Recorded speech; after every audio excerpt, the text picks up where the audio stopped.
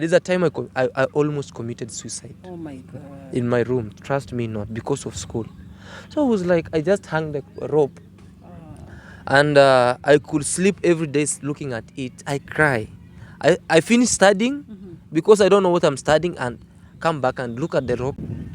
Yes, my good people, welcome again to my channel. And of course, today I'm with the same amazing, handsome gentleman from Nyabohanse. Why are you smiling? It's my nature. It's your weakness. It's my nature, you know. I always smile even when I'm sad. That's the situation with me. I don't know what's happening with me, but they usually tell me, Claude, why are you always smiling? You have a wide smile. And I'm like, oh, I'm shrubing. A killing smile.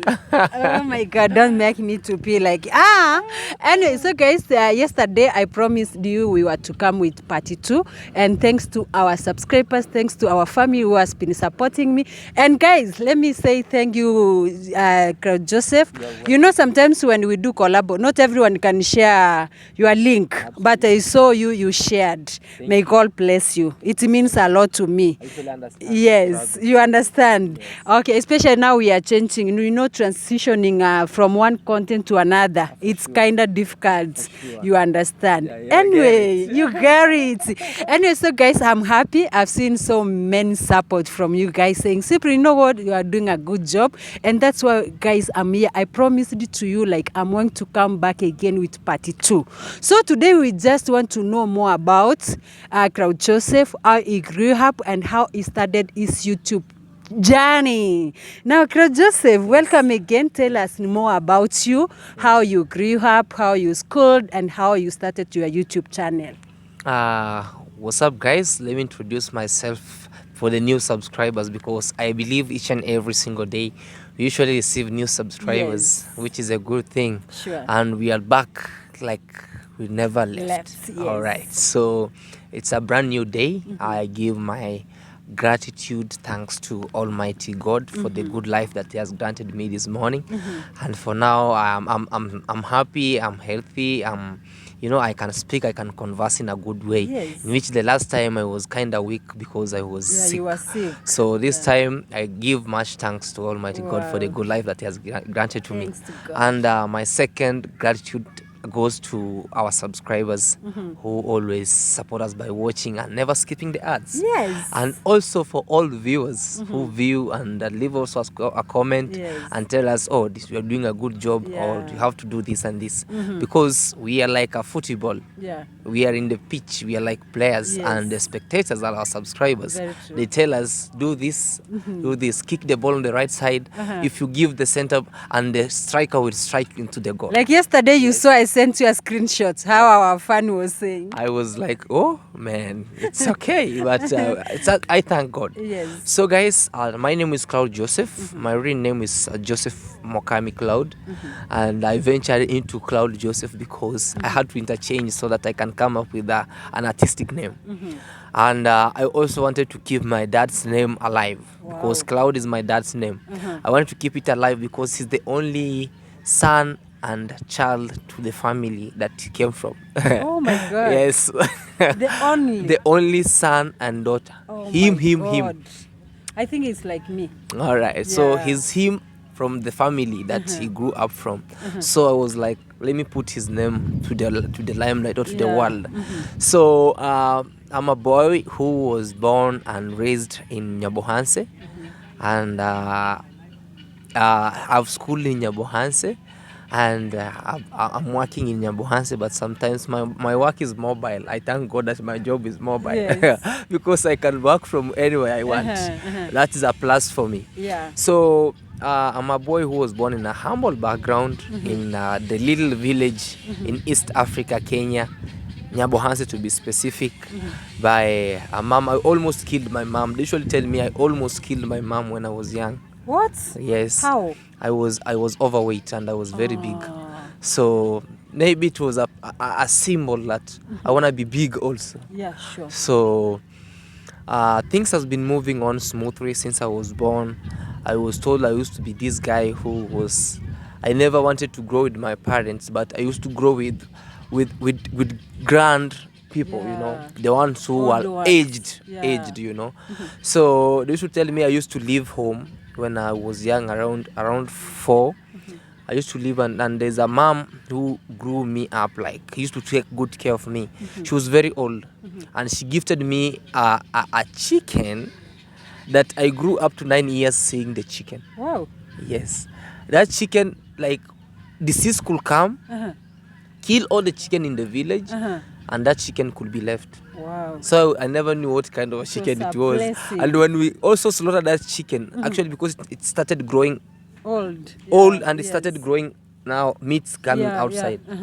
So we decided to slaughter it. So to cut the long story short, I schooled in Reverend David Veskog. It's a nearby school in Nyabohanse. And I can regard myself, I wasn't that much bright. But as time goes by, I became more bright. Wow. Yes. Amazing. I used to be this guy who could be number 2 from behind. You never know. Because I used to have a cousin who is recently is late. May his soul rest in peace. Yes. You used like to have, like these games of you as kids. Yes. So we are coming from home with uniform, reaching at home at the middle of the road to school. We change, we go to a certain place. We used to have a very big sugarcane plantation around the village. So we used to go in the sugarcane, we eat, and when we sit lunchtime, we come back home. Wow. So when exam comes, I should sit for exam, and what I could score, it's not too far from 0. It's just a 0 distance from 0. So I could be the last person, the second last person. And the trick was, people used to be called from behind, going to top first. Oh. So there's this day that I was called, now number 1 from behind. I never knew who was, so I thought it was number 1, Joseph Mokami Cloud. I was like, man, I scored 0. Number 1. How am I becoming number 1? I ran, starting to greet. You have to greet teachers. So there's a madam who slapped me and told me, you failed terribly and you're coming to greet me. I was like, oh man, so I'm number last. From that day, it's when now things changed. I realized myself, because the slap waking me up. That time you were in secondary school? Primary school. Primary school. Grade 2. Grade 2. Yes. So that's when now my mind came up, and I was like, that slap, I think it was God sent slap. Because actually I saw myself in another world. Because she slapped me and the mind flipped, I was like, oh, now I'm number last. So from there, now the coming exam, I said, my cousin, let my cousin be my cousin, and let me focus on my studies, because now no more going to study from the sugarcane plantation. Yes, This boy came, and I realized there, like, tell me your friends and I'll tell you who you are. Who you are, yeah. That time I came with good friends, because now I started creating good friends. Like this friend of mine, I usually mention his name, Jackson Sabayo and Joel Masiaga. So we used to, now those became my new friends, because they used to be top 5, top 10, top number 1 sometimes. So I could go borrow books from them. They realized this boy has a potential. So I became friends to them, and trust me not, guys, from being number 72 out of 73 to number 6 in class. I swear before Christ. Because now I realize myself, in the second coming exam, I came number 6 with 401. So let's say the madam who gave you a very good slab did a very good job. Actually, that's why I usually tell you, sometimes when you see you are in a bad circumstance, no, that is the breakthrough. Wow. But if you are getting things without any challenge, no, they'll just go away the way they came. But that slap, it awakened me up. Until today, I usually tell people, your surroundings determines who you are. Very true. If you surround yourself with people who always love to lie, you'll be the next big liar. If you surround the people who always are honest, and they are straightforward, know that you are the next best honest person. Very true. So that gave me a breakthrough till I did my exam of KCP and other stuff till to date. So I went to secondary school because I was called in a big high school, but my because of the background where I come from, financial status, they told me to repeat a class, and that made me to go to a depression where I told them it's better I stop school. And my dream, because of my late aunt who used to pressure me, not to pressure me but to pray for me, you'll become a doctor. He used to buy me doctor stuffs like white clothes. When he sees something regarding with doctorate, he should brought it to me. And I was like, oh my God. But when she died, my dream died. I remember I was always wanted to be like, go away from my family, because I wanted to go to a school which has a place where you can learn chemistry, and a place where a school which has a laboratory. So to carry the long story short, I went to a school, but after people have gone to school, because there was no financial status, like, man, it's God's grace, man. Me being here where I am today, it's by God's I've grace. seen the hand of God. Because now my parents gave up. They told me, okay, if you can't do what we call, like, if you can't repeat a class, then we have given up on you. And I was like, it's okay. I used to come to Nyabohanse. I'm a good barber. I can shave. So I was like, shaving is not what I am, man. Shaving is not what I am. One full term, people have gone to school, they have studied. Yes. So the friends who we used to, behind. the friends who we studied with them together, man, you pursued very well. Why are you at home? What happened? The ones who failed terribly, they are at school. But me, who scored well, I'm back at home. I was like, man, I never give up. I'll never give up. I raised little money by shaving. Sometimes go to Masons. I ask, man, let me, because you are a Mason, let me, I make you friendship so that when you get job, I can be your hand. I can be your handman also. So that's how everything went on well. So because my brother was working on the other side of Tanzania, he sent money to this. He raised money and sent it to this side. And my mom, first time when he went, he sent 6,000 Kenyan shillings. And now I gave up, because now I decided school will be school. They took me to a school nearby here in the border of Kenya and Tanzania. By that time the school was, I can say they did KCP 3 times. So I went there, and my mom talked with the deputy. And trust me not, the deputy said, I could have helped you, but now the money you have is very little. Yes, this can buy. 6,000 is only buying uniform. It's only buying uniform, but so the deputy said, this money, even if I balance it, it cannot. How? This is only for uniform. If you could have paid even 3,000 or 4,000 for fee, I could have started thinking about it. How could I allow you and the principal know this? So you go look for another money. My friend, I came back home. Oh my God. Now that is now the first time people have come. They have closed school, come and then went. So the entire first term, I never studied anything. But I remember this time where I used to take the books of my brothers who used to study. So I could go to your box, study about the Form 1 stuffs and other stuffs, what's going on around. And also, because it was a day school, I could, in the evening time at 4, because I know now at 4, pupils are coming, the students are coming. I could go and now start being with them. And ask them what they learned. Now they're giving you that pressure. Oh, today, our teacher, we're serving at school. We are eating porridge from school. I was like, man, when? Do you know how porridge and mandazi slap at school? So they're giving you. They're giving you that. And I was like, oh my God. There's a time I almost committed suicide. Oh my God. In my room. Trust me not, because of school. So I was like, I just hung the rope.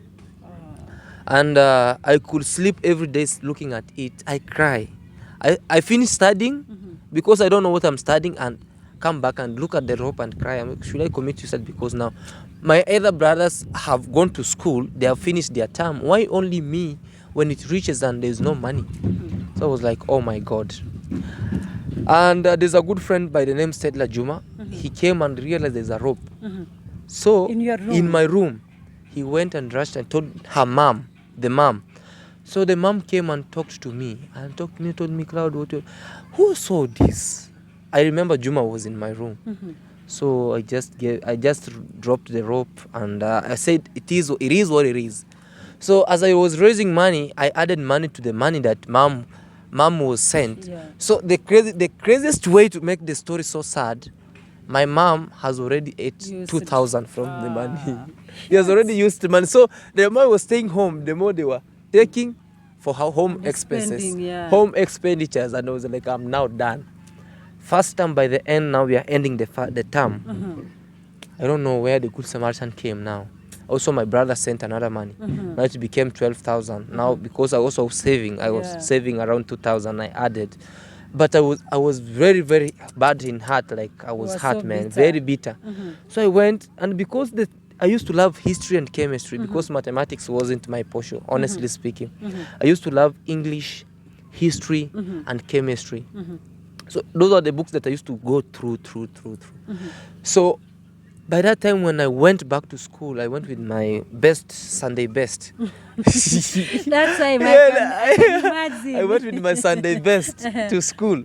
So I was like, So I was giving a very big trouser. I was like, oh my God. Hope it wasn't typester.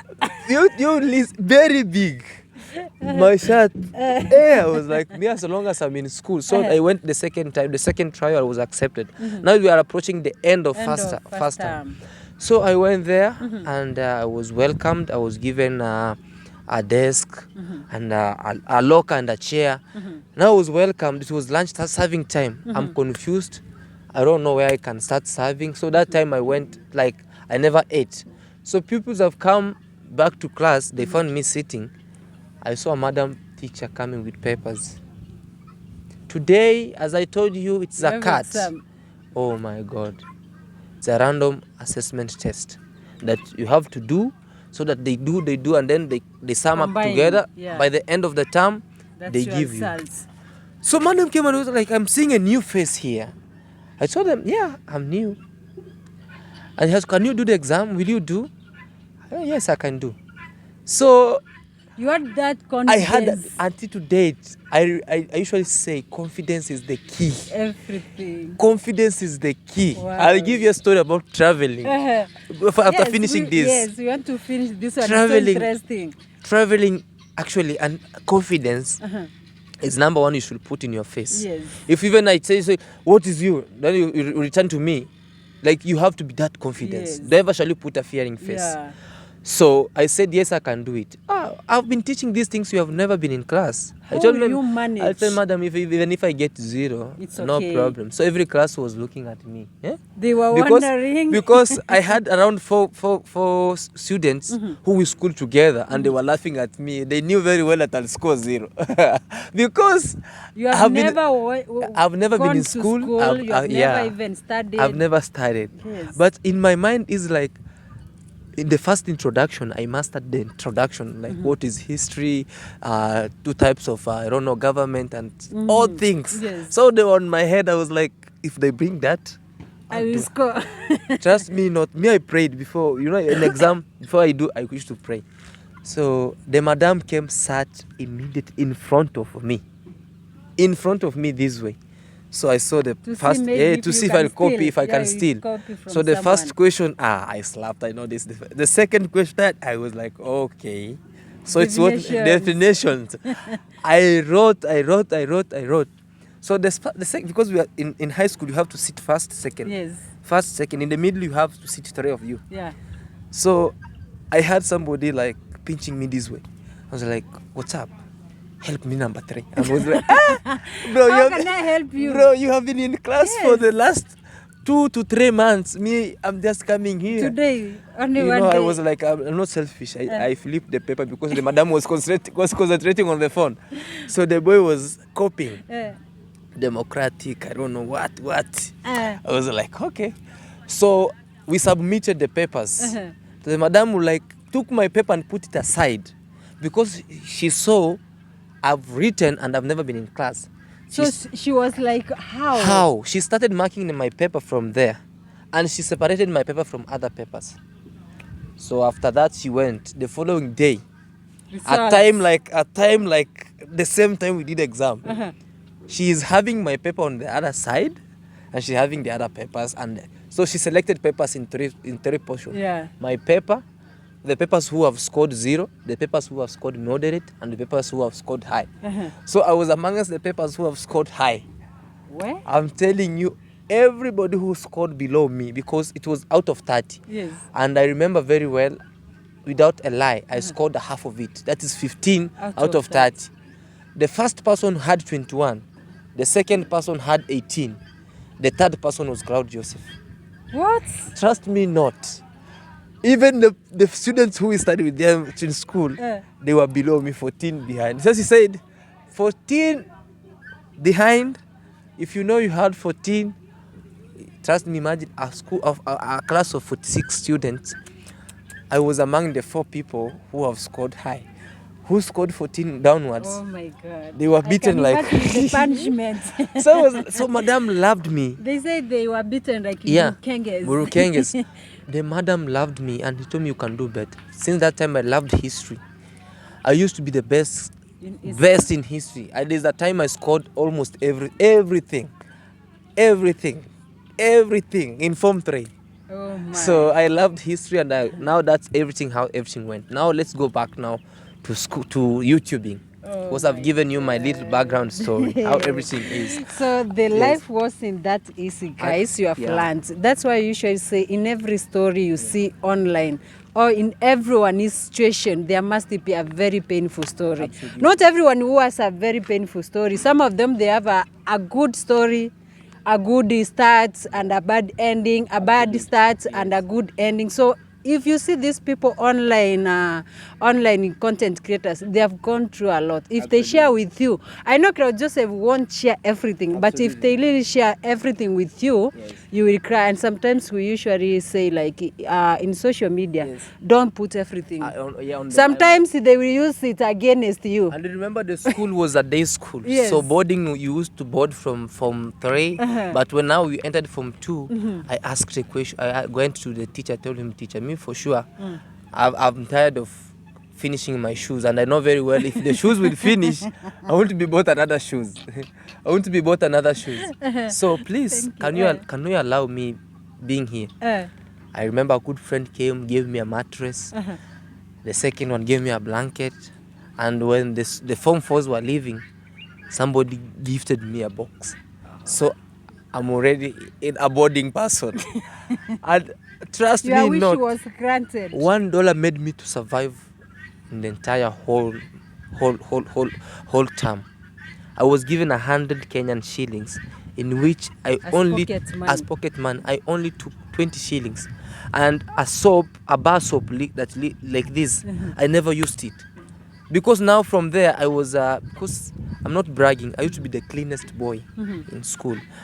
When I entered Form 1, Form 2, Form 1 end term of the term 3, I was given a prefect, sanitation prefect, like dealing with the environment or anything, sanitation. If today I come and I found you dirty, you have to have a punishment. So by that time, I had that privilege of girls telling me, Cloud, today we should wash for you. Cloud, don't worry, I'll buy for you and that. So that advantage. So I kept on being clean, and my soap that I came with it in school, I went back with home. And my mom was like, we bought you this soap. I've never used this soap. I used 20 shillings only in that money. I came back with my 80 shillings. Oh my God. Because every single day. You were favored. I'm telling you, I've survived in favor. Oh my God. And now it's when everything went on well. Until to now, I have the box that was gifted. You still have it? At home, man. At home. So after I finished my school, I said I cannot, because I never scored that much.